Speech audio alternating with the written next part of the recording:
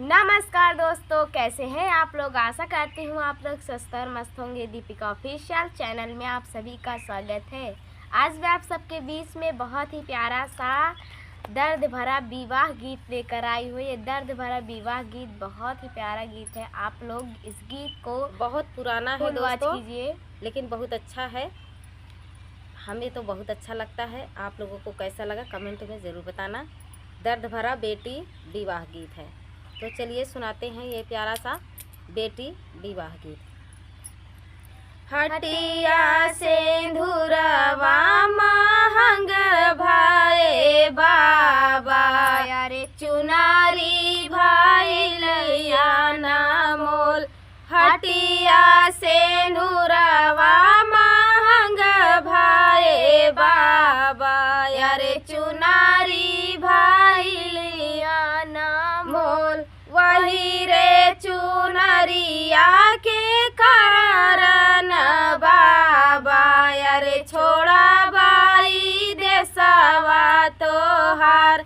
वही रे चुनरिया के कारण बाबा, अरे छोड़ा बाई देसवा तोहार। बाबा ने दीना है सौमान सोनावा, अरे माया ने लहरा पटोर।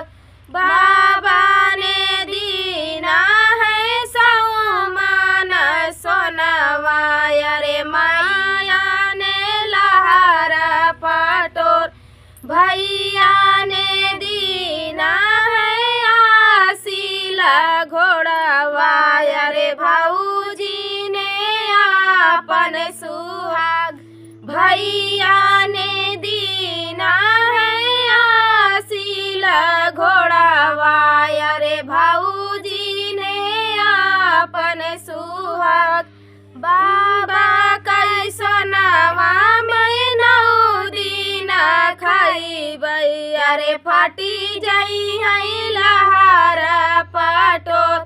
बाबा कैसनवा मैं 9 दिन खाइबै, अरे फाटी जाई है लहारा पटोर। भैया का घोड़ावा मैं नगर पदबै, अरे भाऊजी के बढ़ई सुहाग। भैया का घोड़ावा सजना चढ़ी जाई है, अरे भाऊजी के बढ़ई सुहाग।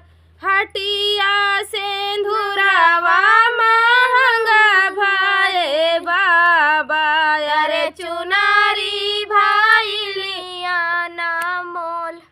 तो ये प्यारा सा विवाह गीत आप सबको कैसा लगा दोस्तों, कमेंट में ज़रूर बताना। मिलते हैं अगले वीडियो में, तब तक के लिए जय श्री राम।